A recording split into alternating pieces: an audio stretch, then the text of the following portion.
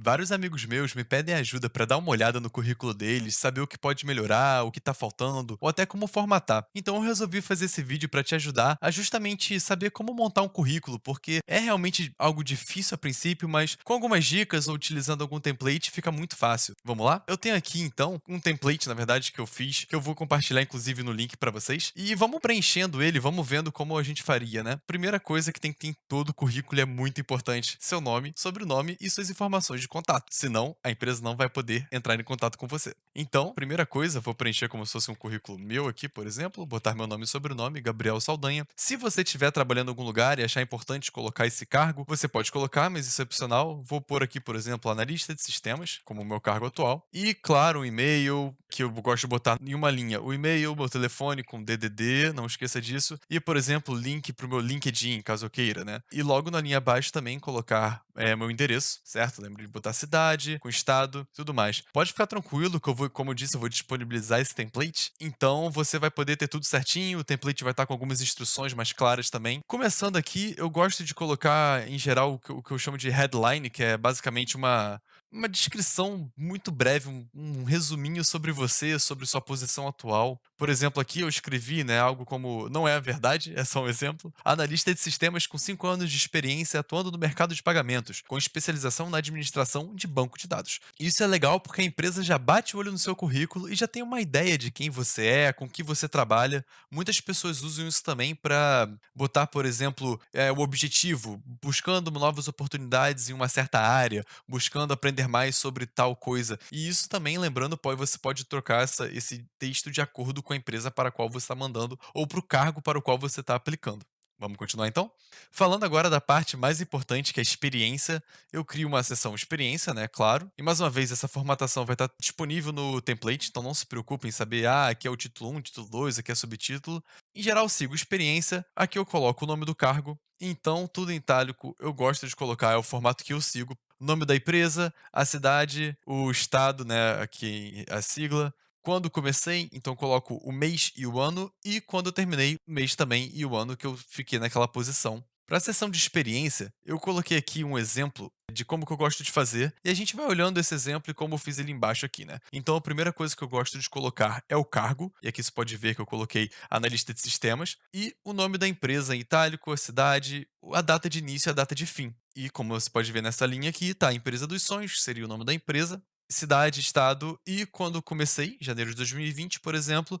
E aqui, ao invés de colocar a data de fim, eu coloquei presente, significando que é onde eu ainda estou trabalhando. Você pode colocar atual, qualquer coisa assim serve. Eu gosto de usar presente, particularmente. E agora, dentro desse cargo, então, você vai listar quais atividades você faz ou fazia nesse cargo ou que você era responsável. É importante nisso você sempre manter a consistência entre os verbos que você utiliza. Como a gente pode ver aqui, eu comecei sempre com administrar, prestar ou gerenciar. Então isso é importante. Pego muitos currículos que a pessoa coloca administrar banco de dados, e ao segundo vem prestação de consultoria para alguma coisa. Tenta buscar sempre colocar os verbos no mesmo modo ali. Isso é um detalhe que parece um detalhe bobo, mas é bem importante. É um pouco difícil às vezes encontrar o verbo certo também. Com um pouquinho de tempo você consegue. Outra coisa que também já vi muitas pessoas errando, é que você começa listando qual que era a atividade mais importante, né? E como você pode ver, eu falei aqui no começo já que eu sou um cara analista de sistemas e que eu tô com especialização na administração de banco de dados. E eu venho aqui e vou listar como minha primeira atividade que eu gerencio um time multifuncional? Não, né? Eu vou começar pela mais importante, que é eu administro um banco de dados de alta performance, por exemplo. A segunda característica que eu coloquei: prestar consultoria a clientes externos e documentar requisitos. E aqui você percebe que eu botei duas atividades em uma só, mas é porque elas são muito relacionadas e continuam cabendo ali, né, em uma linha que fica um pouco mais elegante também. Não que você tenha um grande problema em você utilizar mais de uma linha para aquela atividade, mas é ideal é sempre conseguir resumir o máximo possível.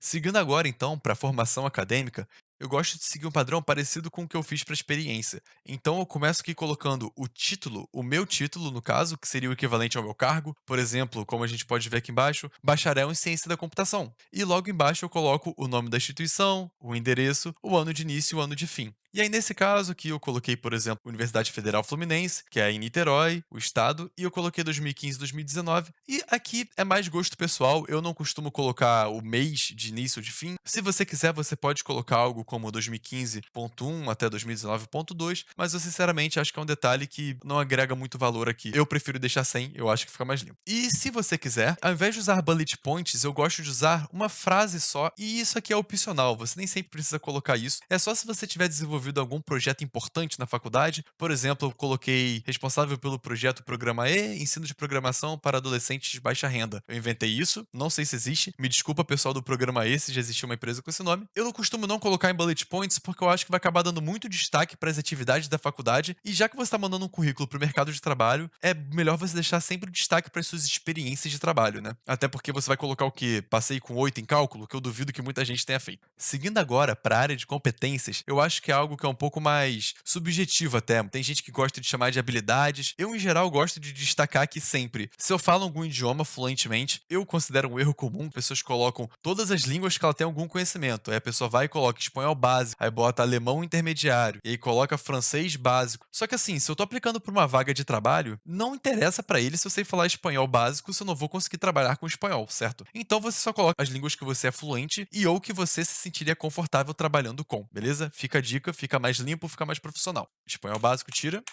Deixa isso para impressionar sua mãe, seus familiares. E aqui a gente segue com, por exemplo, bancos de dados Microsoft, Oracle, Postgres, destacando coisas nos quais eu considero que eu tenho alguma competência. Agora, um ponto importante em relação às competências: o ideal é que toda competência que você lista aqui esteja de alguma maneira também listada nas suas experiências. Por exemplo, eu coloquei banco de dados, etc, etc, etc. Essa história já está sendo contada pelo meu currículo desde lá no começo, desde a minha introdução, minha apresentação, até quando eu listei a minha experiência falando que eu trabalho com banco de dados. E aqui outra coisa que eu coloquei também, por exemplo, gerenciamento de times ágeis. Se você lembrar, lá em cima eu coloquei que eu era responsável pelo gerenciamento de um time. E uma coisa também que é legal em competência, às vezes você tem um certificado bacana, não tem problema, coloca aqui entre parênteses, olha, o nome do certificado, a data que você concluiu, algo assim. Em geral, como eu gosto de fazer essa seção de competências. Eu coloco habilidades, considero que eu sou bom, que eu saiba e que posso ser importante para o cargo que eu estou aplicando. Só voltando no ponto é que nem sempre você vai ter experiência com aquela competência, mas se você considera que ela é uma competência importante, um certificado legal, não tem problema, pode listar aqui também. Por último, nesse template eu deixei aqui uma seção de trabalhos e publicações, que muitas pessoas também gostam de colocar. Às vezes você apresentou algum trabalho em um congresso importante, ou então você tem um trabalho publicado com alguma relevância, ou até é relevante para o cargo para o qual você está aplicando. Então é sempre legal você colocar uma seção dessa de trabalho e publicações, e aí você coloca qual que é o título da sua publicação, ou do seu trabalho, ou da sua palestra, onde ele aconteceu, né, o nome do congresso, e aí cidade, estado e em qual ano isso aconteceu. E acho que é sempre legal também deixar uma descrição sobre o que era esse projeto ou o que era essa palestra. E para finalizar, vamos só exportar isso para PDF, que eu acho que é um dos padrões que a gente mais utiliza hoje em dia. Vindo aqui, exportar. Vamos fazer o download como PDF, tá pronto. E olha, fica um currículo bacana, um currículo limpo. Ele é fácil de ler, e isso é muito importante. É fácil de perceber o que você está querendo demonstrar com ele. Então, eu acho que assim, não tem muito erro indo com um template desses. Eu vou deixar mais uma vez, vou deixar o link na descrição do vídeo para você utilizar esse template. Pode usar à vontade, pode compartilhar, pode fazer o que você quiser com ele. O template que eu vou deixar vai ter mais algumas instruções. E claro, se quiser compartilhar esse vídeo com seus amigos, é mais bacana ainda, ajuda aqui no canal também. E é isso, espero conseguir ajudar você a conseguir sua próxima entrevista.